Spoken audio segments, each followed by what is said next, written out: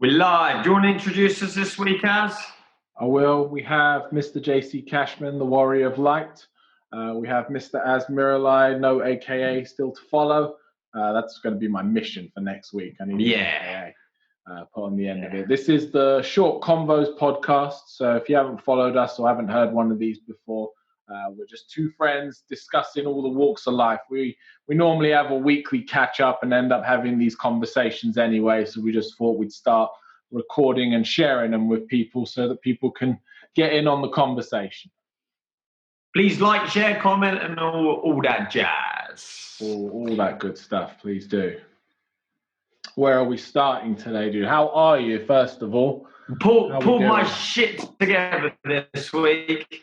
I wasn't doing so well last week, but this week I pulled my shit together, and I think I've done it by looking at perspective of things, getting things into perspective. I calmed the what down, and I think last week, as productive as I was being, I think I've been more productive this week by being calmer about it. I don't know if that makes any sense.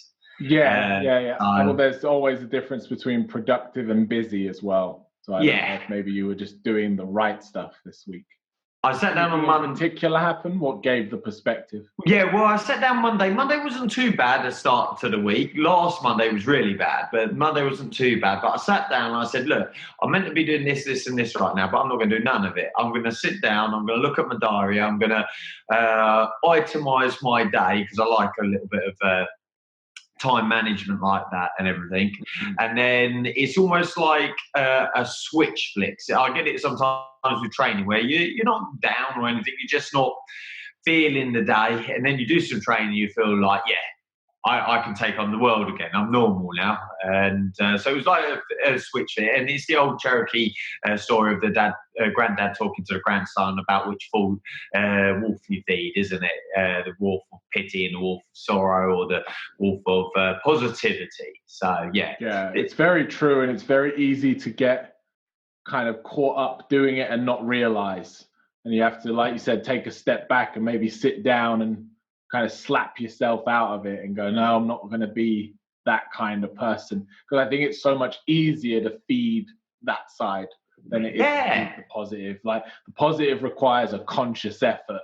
Whereas if you just kind of default, you will just naturally, I think anyway, I seem to, if I'm not conscious of it, I'll just feed the negative. I have to make an effort to feed the positive. I've thought about this a lot before, actually, the dark side and the light side, not just because I'm a Star Wars fan, but just from that point of view. So I will see here. There you go. And but also from the point of view that the dark side is stronger. It's like everyone is quick to be negative about something. Everyone is quick.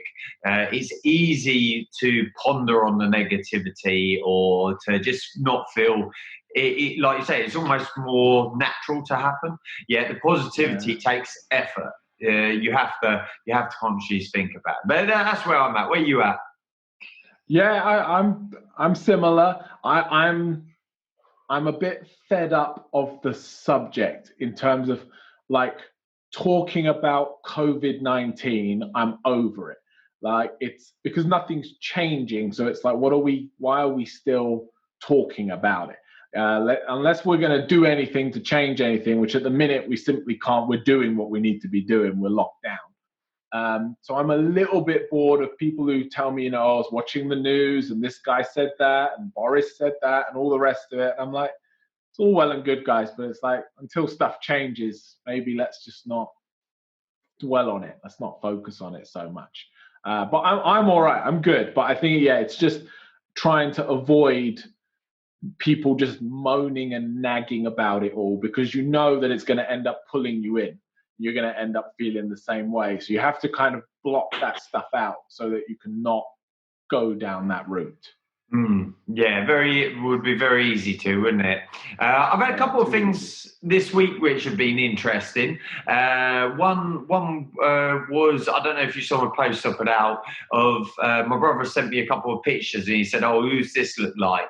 And it's of my eldest daughter, Cece. It's of her great gran, so my nan, and it's like uncanny look-alike-y. It's like amazing. We were looking at, me and Anne were staring at it for ages, going, "Wow, it's like carbon copy almost." Yeah, the profile, the little ears, it's amazing. That's like that's 3 generations down. The gene, like even though that gene pool is so much more diverse at that stage, like how many great grandparents would have she had? 1, 2, 3, 3 or 4. No, great grandparents, because I've got 4 grandparents. So never my strong suit. Whatever it is. Where's James Meakin? He's good on these. But she is distinctively like Nan. But not just like the photos, anyone can see it. But I can look at the photos and I can see my Nan moving in those photos. And Cece moves like her. What is so uncanny that I think, I can't think put a year in it. She must have only been young when Nan died. Like I'm talking toddler age. So it's not like recently. She's been influenced by her. So no, maybe it was that age that she was imprinted by her. But she talks like her as well. Her wit and her humour is the same as my nan's. And it's like my brother and I can be there at Christmas sometimes, and Cece will do something, and we just look at each other, and it's like, oh my God, it's like having my nan back in the room.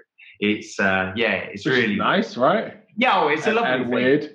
Yeah, it's a lovely thing. It's just like I saw that this week, and it was like, oh yeah, I have to share that. And a few people commented actually with their own pictures saying, oh, I just like Granddad, or just like everything. And I find that a really amazing thing. So have you had any? Go for it. It's nice to go for. I mean, that brought me onto a topic of photos, which I know you and your family have always been very big on. And I am just infamously terrible for not taking enough photos. And I guess in some ways it's a good thing, because it's like I try to enjoy moments and not worry about getting the perfect picture or putting it up online and all the rest of it. But it means that sometimes when I want to look back on stuff, I don't have an awful lot to look back on in that sense. And then I see stuff like that, and I'm like, I wish I had more photos of my ancestors and great grandparents and all of that stuff, because it's beautiful, isn't it? That whole remembering that you come from something and getting back in touch with that just by looking at a photo is something quite beautiful, I think. Yeah, I didn't realise until recently really how lucky I was. Like I was actually talking to Guy on Tuesday about it, good friend Guy, and he's like, "Oh yeah, you're lucky because your family took photos back then as well." So like my nan was a keen photographer.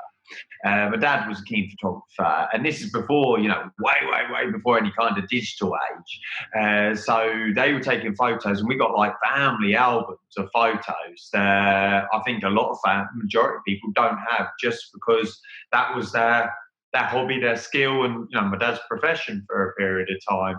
And it's one of you got some really beautiful ones from that, because you actually get a bit of an artistic eye to some of them as well. It's not because we got a bunch of albums, or we're talking disposable Kodaks, so they're not the prettiest. But there's some great photos and great memories, but it's not quite the same, is it? I'll tag you in one that I've got that I'll post up today. Lauren and I, during this lockdown, we've managed to get some of our pictures up around our house because we just hadn't got around to that since moving in a couple of years ago, or a year and a half ago. And one of my favourite pictures, actually, we've got that we could put up. So I'll do a post on the Insta or whatever, and I'll tag you in that. But yeah, like going off on one on photos, I don't like. I've actually got a real pet hate about this with people with phones. I really hate it. Examples: we went to a thing. It wasn't the Go Wild. At Christmas time, they you know, Wakehurst or those kind of Kew Gardens, those type of places. I can't remember the name of the one we went to. I should shout out. It was really good. We went to it, and basically it's a walk around, and they light up the trees, and you know, do Winter Wonderland kind of thing. Yeah, but not Christmas. It's not Father Christmas and that. You might have some robins and that, but it's nature. Yeah, really, really lovely. Wakehurst is a really good one. We've done that one for a few years, and like you're walking around, and like there's a flow of people. I don't like people anyway, but everyone's got a mobile phone app, and it's like I'm so tempted to just run and knock them all out of their hands. It's like I don't want your screen light in my face. It's like, just take it on. And then I walk a corner, and then there's a guy with a, you know, what is an old school now, SLR camera with his tripod, properly taking a photo. And it's like, if you want a photo, take a photo. And I've still got an SLR camera, like a digital one, for that reason. So yeah, the phones are great, especially with our business of taking quick snaps with the dojo and things like that. But it's like, appreciate the art of photography, not just. And how many of these photos do people really look at? How many do they? It's not photos anymore, is it? What it is putting up these small clips and snapshots of this life that people want to project out to the world. Like, I remember seeing all these pictures on Instagram from someone. This is back in the day. He went on holiday with his missus, and he put all these posts up and everything. He got back, and I said, "Oh, it looks like you guys had an amazing time." He goes, "No, we broke up on the first day, but we were out there together. But on the flight over there, they had broken up. So they just went there and got on with it and kind of just got through it." But he said it was the most awkward, terrible week of his life. But you would never have known. It was pictures of them together, pictures of them at dinner, all of this, and the perception and what they were putting out there was that they'd had a beautiful holiday. But the reality underneath it was not the truth. It's very much changed now what photos are used for, and the phone camera. It's that double-edged sword of how easy it is to take them. It's good. It's a convenience, but it's also a hindrance because it's almost too easy to upload. It's too easy to take something and put it out there in the world, that there's no thought process behind a lot of it. No thought goes into why you're doing it. Yeah, there's no 24/36 chance it's going to cost you for the film to get reproduced, to do all of that. There's no accountability with photos. Yeah, and there's no process. You might take the picture and go, "Oh, you know what? That's a great picture. I'm going to share that with all my friends." But then you got to wait for it to be developed, and then you got to get it in your hand, and then however you're going to share it. And by that point, you might think, "Well, it's an all right picture, but I'm not going to bother sharing it."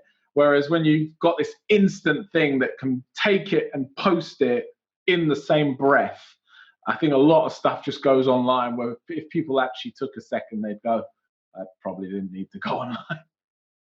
But then, have you ever looked really into? I've got quite a few follows that I do on people I follow on Instagram, for instance, because Instagram was really about photography, photos originally, wasn't it? It's quite a different social media, but there's quite a few on there of really good photographers, digital age photographers, and what they can do with photos, with modern enhancements, filters, and everything else. Yeah, some of them, like there's a particular one I follow of a guy with trees, and the way that he can capture the shape, the silhouette, the light, and fantastic stuff. Yeah, I mean, I think real photography, like DSLR photography, is outstanding, and I do think like the technology that's moved forwards in terms of how they can touch them up and edit them now, it makes for some great images. But like you said, it's just for every great photo taken, there's 100 ones of someoe's food, badly lit in their kitchen. Right away. And I was saying about we got the photos, didn't we, from the jeans passing on. Any new experiences for you, maybe this whole COVID-19 thing? Because I spoke to someone the other week who said they've learned to cook. It was one of their things that they wanted to do, and they cooking Chinese, Italian, Turkey. They've learned to cook. They found to cook. Anything for you? Yeah. Well, mine has been not photography, but cinematography. So I've always had a good camera. I've always had a DSLR, but I've never really understood manual mode and how to handle exposure and aperture and all of that. But I've started doing some things and kind of playing with ideas on YouTube and all the rest of it. And I've really got into filmmaking and just the process of, and really what it is, the same with everything, is it's storytelling.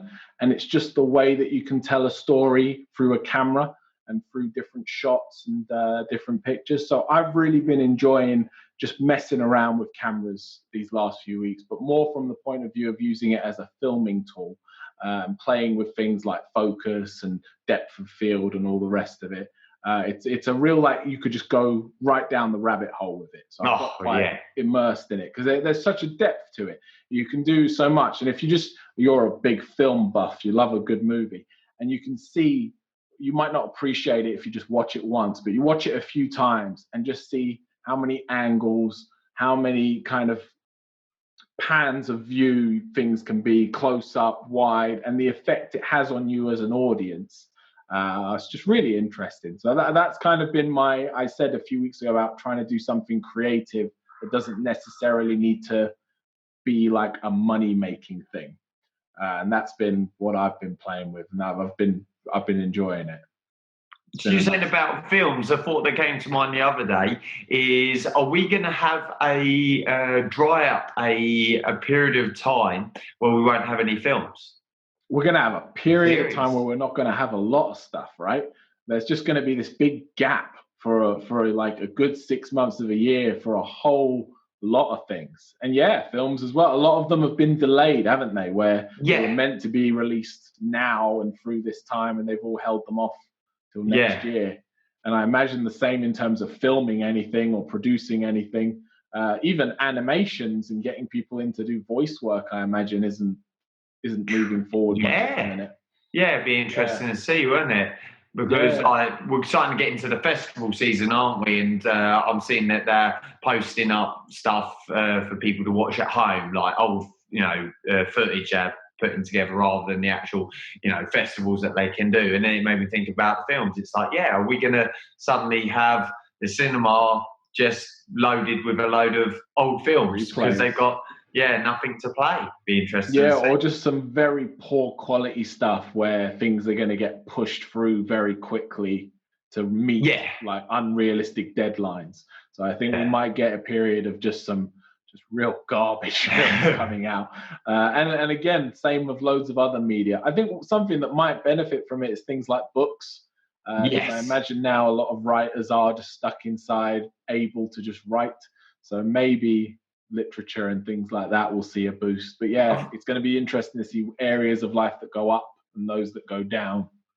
I think puzzles are making a comeback. Have you done any puzzles? I haven't, but I'm well up for it. I don't know what I've held off on. Maybe I'm just waiting till I'm bored enough to do one. But I see it all the time. People are doing like 1,000-piece puzzles and madness like this. I want to get back to Lego.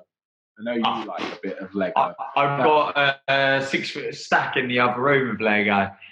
I think I want to build some Lego. I want to build something. Yeah, the whole world of Star Wars scene, that's what I'm talking about. But the girls, obviously, Poppy, she loves her friends and everything, and I just enjoy. It's like the bonsais. I just find it very therapeutic. It's and obviously nostalgic to her childhood as well. But Lego's definitely a good shout. These simple activities like doing it, because I tidied up my bonsai the other day and just took I think it was a good hour, but I couldn't actually tell you because time kind of disappeared on me. And it's like a meditation because it just removes you from all the input, and you then go into a very nice quiet place where all you really care about is this leaf. And then I think that's at the minute really important, to find whatever it is for you. And I guess it varies from person to person, but that thing that can get you in a flow state and you can just disappear into it for a little while. Yeah, very much. I think we've spoke about it, haven't we? I think a lot of people that flow state is that, isn't it? They they drink or smoke it into flow. Yeah, that just seems to be going up and up and up as weeks go on. That only seems to be getting worse from what I Yeah, can see. Because I went to the shops the other day and I saw exactly what you saw. Just very, very, very empty alcohol aisles. That bit doesn't seem to be getting replenished. no, Not fast no. enough anyway. I mean, when the bars reopen, I think that's going to be really interesting because I think people are going to go a bit crazy Yeah, at the start. yeah, and maybe they've got stronger livers now as well. Yeah. Well, I hope some people have done some healing. Those who do like to go out for a drink and maybe haven't bothered now because they're stuck indoors. Hopefully, some of them have got to heal up a little. Yeah, we'll see. We'll see. Yeah. I'm sort of leading things, but I'm good with my ideas and that to chat as. So you You're, call man, you're if good. You can take the lead, and I'll throw something in towards the end. But you keep going. routines. Any old or new routines that you've outed, you stuck to, or you're doing, or new? I have switched up my diet a little bit recently because I found that I have a bit, or I've got into a bit of a habit that if I start my day with things like bread, then I just kind of have a free for all on stuff like that throughout the day, like carbs, bread, pasta, rice. Once I start eating them, I'm just like, I throw caution to the wind. I just eat them. It's not that Are you I'm put still on loads of weight or anything. are you still troubled by it, or is that the lactose, whatever it is that you do? Lactose was like the original issue. That I don't have a problem now digesting anything. It's the only reason I've changed it is I can sometimes just go a day eating it and not eating an awful lot of anything else worth eating. And I was getting a bit irritated at myself because it's like I'd somehow in my mind justify just eating some bread or just eating some pasta, and that's fine. That's a meal because it was filling me up, not because it was really providing any nutrients. So I've swapped the rule now that I don't eat any carbs till about 6 o'clock in the evening because it Okay. just forces me in the day to then eat bloody fruit and vegetables and meat. Otherwise, you wouldn't. I just eat a lot less of it. I just know that it just wouldn't be prioritized. Whereas I try to just make a hard, fast rule now, and I stick to it. And that's changed a lot of things because I don't really have the energy with the carbs in the morning, but I've got the energy of, it's a new day and all the rest of it. And then as I start to waver towards the end, then I eat some and it lets me go kind of have a second sprint through the day. So that's been like a change of routine for me. You? I don't know why I wrote it down actually, because not really. No, I think maybe I wrote it down because it's when I'm not doing my routine that I notice problems. I suppose the only negative thing I've noticed is I'm waking up in the morning, I'm going to my iPad and which I use as my alarm, and I'm scrolling a bit too much. I'm looking at the news, I'm looking at Facebook, I'm looking at Instagram, which I never used to. So I'm cutting that out now, and I was doing it a bit too much at night as well. So I'm sticking to a good rule.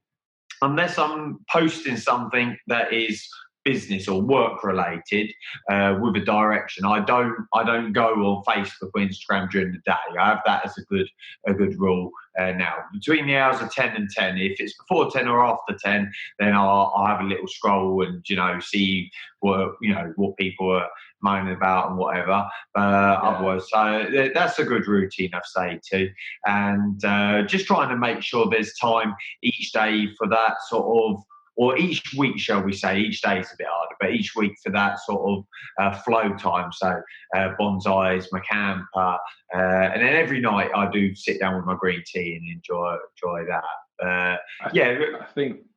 Go on. No, you go. I think at the moment you have to. We were talking last week about talking to yourself. I think it's so important at the minute to interrupt yourself a lot because, like stuff like that, I've had it where I'm like, what are we talking about? Exactly. I'm scrolling through something like Instagram, and then I have to talk to myself and go, is this Yeah. useful right now? Like, is this what you need to be doing? Stop. Go do whatever it is, X, Y, and Z. Because I guess where there's just no actual time deadlines at the minute, I don't have anywhere to be. It's very easy to just burn away a few hours doing an awful lot of nothing. And you have to kind of talk to yourself because no one else is going to talk to you right now. You don't have, meetings and other people you've got them, but it's not the same now. So I think you're holding yourself accountable and interrupting yourself when you notice stuff like that is really important, because otherwise it's just a slippery slope and you just burn away the days now. I recall my brother years ago. It's a funny thing, a Cashman thing that people are familiar with. We like our sleep. Cashmans like to sleep, and I can remember years and years ago talking to my brother about it because he'd quite happily like sleep and lay in, and because he could just enjoy laying in, not because we're lazy, just. I don't know. I just like lying there. It's nice. But he says he gets to points where he feels guilty about it. And I suppose that's what we get. Do you find that? Do you feel if you spend, 45 minutes just scrolling through shit that you feel guilty that you did it, or is it a bit different for you? I guess it's when you know you don't need it. Like, I guess it's the same for your brother. He knows he's had enough sleep. He would just enjoy to lay there and have a bit more. But he knows physiologically he's had enough. He can get up if he needed to. And I do feel it with some things. There's certain things, I enjoy to do it. Like, I still from time to time play a bit of PlayStation. It's not a lot anymore. I don't have time for it anymore. But every now and then I do. But I almost now don't enjoy it because I feel guilty almost from start to finish, where I'm like, is this the best use of my time? And then you get into that whole conversation. Well, does everything always have to be the best use of your time? Do I always have to be this productivity machine that's getting things done? Can't I just chill out and switch it off for a minute? But, we've spoke about that a lot before about going on holiday. And the first few days is like just having to flick the switch off before you can actually then relax and enjoy it. So I don't know if people who watch this can kind of sympathize with that. Yeah, relate with it. Well, you funny said about the PlayStation. That was one thing. Cece, again, my eldest, she likes gaming. She doesn't. She's probably this year she's not played it until this lockdown. But I didn't even know you guys had one, to be honest. Yeah, she's got a PS4. I used to love the games back in the day. Absolutely loved the games. I can't remember if it was her or even Lauren said, "Oh, what about getting a PlayStation game?" Just at the start of all of this, because it's like, let's do something that maybe wouldn't be able to. And I think it was brother-in-law recommended Red Dead Redemption. It's like, because I love the Grand Theft Auto series. I grew up with those, and it's the same makers of those. And have you played it? ID2. It's like it's surreal. I can see why the budgets for these things are so immense now. But it's like, it's based on the Wild West, and everything, basically anything and everything. We're riding past someone the other day that this horse just kicked him in the head and killed him. And it's like, do what? And then, you do your bank robberies and all that kind of thing, but you can just sort of go around, and there's bison, there's mountains in the far distance that you can go up. It's like crazy. And then yesterday we're riding along, and in the woods, there's a Ku Klux Klan. And it's like, oh, we're going to get on the hill, and like we picked them all off. We sorted them out. But it's like the immersiveness of it is insane. And I haven't played games for a long time, purely because I don't think it is good use of your time as a grown-up, if I'm really honest. And I know of a few kids at the club, like one kid I can remember, he came in one day and said, "Oh, this is going to be my last lesson." I was like, "Hey, is everything all right? You moving or what?" And he's like, "No, my dad can't be asked to come out the house to bring me to karate anymore. He just wants to play his games." And it's like, man, how wrong is that? This online thing. Like we don't do the online stuff. We did say about having a look at it this weekend, but what I'm finding really good is it's bonding time between Cece and I. Yeah. She enjoys it, and a lot of our time is spent with the martial arts. Is spent quite intense training and those kind of things. And it's really important as a parent, I've found, especially as they get older as well, is to have some connection with them that isn't your own what's the word I'm looking for? It's not like her schoolwork. It's not like me, my job teaching. It's just something that we can just enjoy together. So I know the controls, but I don't actually play it. It's that good a game. It's like watching a film. I just sit there and watch it. And then she panics like we got eaten by a bear the other day. And she's like, ah! And it's like, no, get the higher ground, get the higher ground. And like, having been a gamer, I understand how, to better strategize as a gamer and that, and it's like but so I suppose that's a new thing that we've had a bit of RDR as well. So there's now the next thing is kind of VR and putting the headsets on. So I think we're a few steps away from being really in the matrix with that stuff. And I guess for a lot of people it's a real problem because, like you said, it's so immersive. And then when you add the online element, it's actually how a lot of people socialize. They don't go out the house, they don't meet people, but they talk to people online and they meet in these interactive worlds. And that's the way that they socialize. That's their social interaction. And then you meet them in real life and they can't make eye contact with you because they just don't know how to look at a human being anymore because they only know how to talk to a screen. There was this documentary, it's a few years ago now, where I was watching it. It wasn't on computer games. It was based in China or Japan, probably China, and it was a guy looking into AI, the artificial intelligence, and like he went to see this one guy who's developing this computer that can read emotions. So like if you smiled at it, it would smile back at you. It was like a animatronic face. It didn't have like a full skin or anything. It was clearly like a robot. And if you smiled, it smiled. If you went boo, it would like do that. And it was like reacting with you, and he developed that. And the host of it, I can't remember who it was, turned to him and said, you know the films like Terminator and Matrix and that, don't you worry slightly with your technology that you might be moving us towards something real that could happen and machines take over? And he looks at him in the face and he goes, yeah, it's going to happen. And the guy at the commentator just looks at the screen and it's like, yeah, crazy. But on that, there was he went to this room of gamers and he said these guys, I can't remember what game it was, it's way before Fortnite or anything like that. And there was probably rows of 6 guys at these old school PCs like typing away. And he said, these guys, they just game. They make money from doing gaming. This is that full-time, 24/7 occupation. He said, look over there, they just get pizzas delivered. They basically shit, eat, sleep in this room and play games. Yeah. And he said, this one's the main dude. He goes over to him. He's only a young guy. And he's this Chinese guy's playing away and he's crying, but not just like a tear. His whole face is drenched in tears. And he said what he's learned to do is he's played it so immersive, he doesn't blink anymore. So his eyes stay literally permanently open playing a game.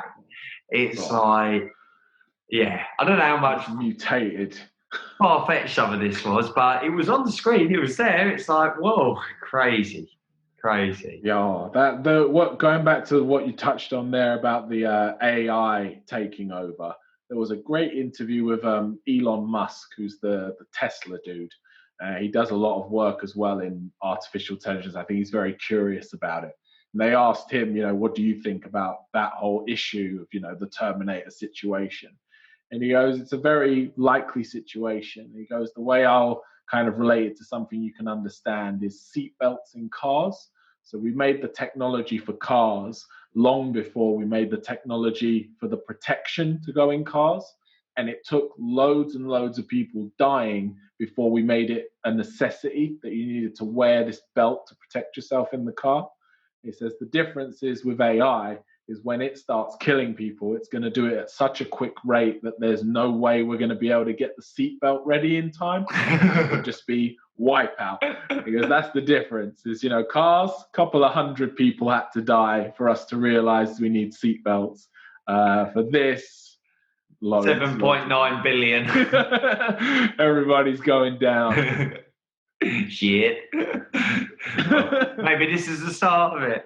I put a hat on purpose today to remind me about this one, actually. And it's something I've thought about this last week, is the way one wears many different hats. What does that Oh, very good. to you? I've always hated that phrase. And I guess it's just because I don't wear hats. Okay. Well, I like a hat. I wear a hat. Yeah, I should have worn the 49ers hat because that's the one you got me. I should have worn that. I'll wear that next time. I'm going to start wearing a hat. I want a white one next time. Wear a hat. Yeah, but I know what you mean. And I think when you, for those people out there who are running their own business, you wear a load of hats just from that before you then get to the rest of your life. But, you can switch from having the accountant hat on to the marketing hat on to the salesman hat, and you got all of those, and then whatever else in the rest of your life. So yeah, I'm well aware of it and having to switch between the different guys. And I think as I've got a bit older, I'm trying to wear less hats. I'm trying to condense it down to what I need to do and what I want to put my energy into, rather than everything I feel I need to cover. Like what was it the other week, spinning loads of plates, because you're going to always spin loads of plates, but I think it's choosing which ones you want to focus on and which things you can delegate out to other people who maybe wear the hat a bit better than you do. Letting go of control, I think, is what I'm trying to get at with it. Yeah. What did you think about this? Where did this come from? I suppose following on from what you said there was a little bit of a flip side to it, because yes, I'll agree that I would say there's certain roles that I've learned not to have to do, especially in business. So like recently in particular, I've tried to delegate, for instance, marketing. Or administration, because there's someone better than me at it, so I don't have to control it. So yeah, I need to be the one that talks about my business, but I'm not necessarily the one best at selling my business, because there's someone better in tune with that. And then administration, yes, I can do all the administration, but my time is better spent on other things that I'm good at, and people I can pay to do the administration and add value, because they get more administration done will be greater than what I pay them, kind of thing. Yeah. So that definitely. But I suppose it came up because I actually like wearing my hats, and I've got quite a few different hats. So I suppose it's a bit of a psychological thing that I'll wear a different hat for different things, as you do, like style-wise. But I'm actually missing wearing all those different hats at the moment. I think I'm a little bit of addicted to it in some ways. Like for instance, when I'm got more involved with assisting and running tournaments recently, and when I wear a hat for a tournament, it's a very different hat to what you'll see me wearing when I'm with my kids, for instance, or at the dojo, or I think I'm just missing those alternate selves that this sort of shutdown has sort of put to one side for a moment.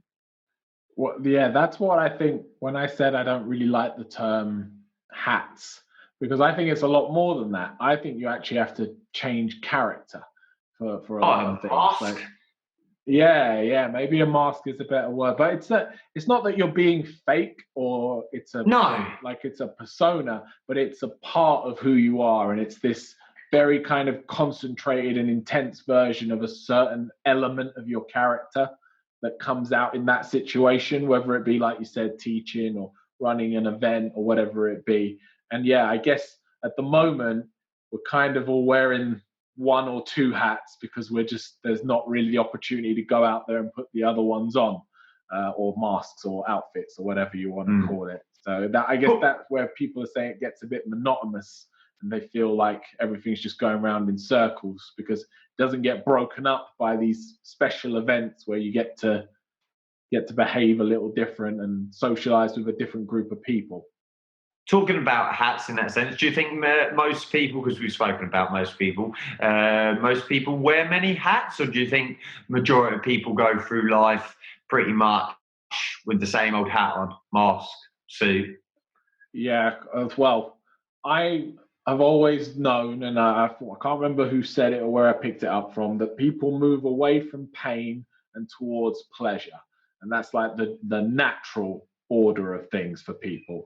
So I think sense. if people have it in them, they will try to wear as few hats as possible, do as little as possible. And this isn't me just saying that everyone's a lazy bastard, but I think for a lot of people, lazy bastards, they just want to get in their little box of life, how they like life to be, and just live in that and never step out of it.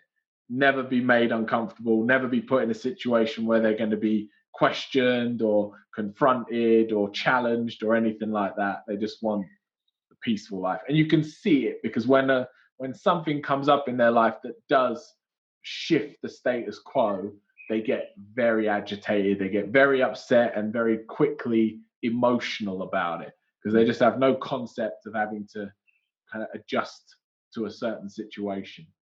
Yeah, I think also what I thought about the hats the other day was dealing with a parenting situation. Like, for instance, Cece, she's really, really good girl. Like, I couldn't be more proud of her as a daughter. But we all have our moments, and she hadn't done a piece of work. Like homeschooling, but we've kind of left her to it because we know that she will do so. You know, she's in top set. She's an A star. She does well. And there was one day where she was like, "Oh, I don't want to do this Zoom meet with the school." It wasn't Zoom meet, but one of those with the school.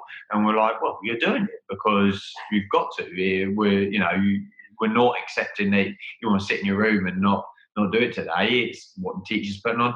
And then it transpires she hadn't read the poem that she was meant to read that they were then going to do in a lesson, in short. And she got a bit upset about it and everything else, which is, it's not characterised with her. This doesn't usually happen. And it's like, well, because of this, you're not going to have your phone until you've learned the poem to then blah, blah, blah, blah. And then off and one. And then later on, when we're back home, everything's calm, she'd done it all and blah, blah, and everything else. It's like I turn to her and I say, look, you have to realise in those moments when I get, like I had to raise my voice and everything else, I'm not your mate, I'm not your friend. I'm your dad, and I have to say the right thing. And then in that moment, she smiles and nods, and she gets and understands. But I don't think there's a lot of people out there that are brave enough as parents or bosses or different, So I think parents is probably the best example, and you can relate not being a parent but being an instructor and mixing with lots of parents. In a sense, you are a parent of kids in some kind of respect that way. And she relates to that and understands. So yeah, I think a lot of people aren't strong enough in that scenario. Yeah, I think the word you used, bravery, was spot on. People really do lack the bravery to be who they need to be when they need to be it. And there are those kind of defining moments. And I guess it's just especially true as a parent because your child, although is their own person, they're going to be a reflection of you as a parent. That's just the way it is. If you raise them right, they're gonna be good kids more often than not. That's just the way the system works, isn't it? So I think you not only do you owe it to them, which you do because they're your responsibility, you brought them into this world, you owe it to them to make sure that they know how to function in this world. But I think you also owe it to yourself because it's like they're part of you.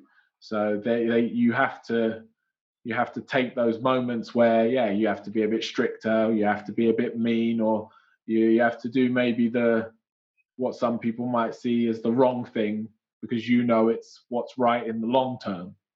Yeah, I think it almost goes full circle with what we are saying at the start. It's far easier to turn around and go, oh yeah, just go on the iPad, or okay, don't bother, or those kind of things, because then you don't get that confrontation, you don't get that lock-in where, especially if they're a teenager and all full of emotion and everything else, it's actually just easier not to deal with it.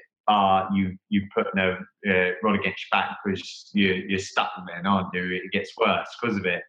Yeah, and you build the habit of being the kind of person that avoids those situations, and then it spreads out into other walks of life. I think being in the habit of being comfortable in the uncomfortable situation and having the uncomfortable conversation is important, because I think that's where all the growth and all the magic happens in every area of life.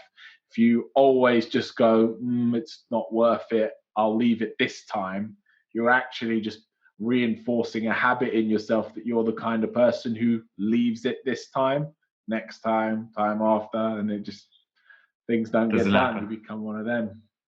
Wrapping things up because I've got to shoot in a minute, we were saying our theme tune is always look on the good side of life, from the Monty Python. But I thought Good Vibrations is a good one, because what I found after our chats, what I know after our chats, like for all the years we've been chatting now, and I call you to chat for this reason, is last week made me think of it, to bring it up this week at the end, is you come away just with a good vibration. I know that makes sense to you. How would you sort of sum that up to someone that might have not heard that? Like Einstein's quote, isn't it? That gets shared about a bit. We're all just a vibration. It's what vibration you focus on. How would you sum that up for our listeners? I guess if you want to make it so that everyone can understand it who aren't as trippy and hippie as we are sometimes, I guess it's like two people singing a harmony, and your notes are kind of in sync rather than being atonal and hurting your ears. And it's just finding people who sing on your vibrations, that when you hear it, you go, that's a nice sound. I like that sound. I want to hear more of those sounds. I think, yeah, it's finding people just on your wavelength, and it's feeding what we, again, back to the start, we said about the two wolves. It's feeding the right one, isn't it? And it's just feeding the positive energy and surrounding yourself with other people who feel the same way about the world, because that way it snowballs. You just grow and you develop this nice light, that we like to call it, and this positive energy, and then you spread that onto other people, and it just ripples out across the pond. Yeah, definitely. And on that, I'm going to go play RDR2 until 2 a.m. now. Thanks for listening, guys. Subscribe, by the way, if you're on YouTube, the button at the bottom, hit subscribe, like it, comment. It helps us spread the word and get more people listening. Yeah. Good vibrations, everyone. Good vibrations. See you later, guys.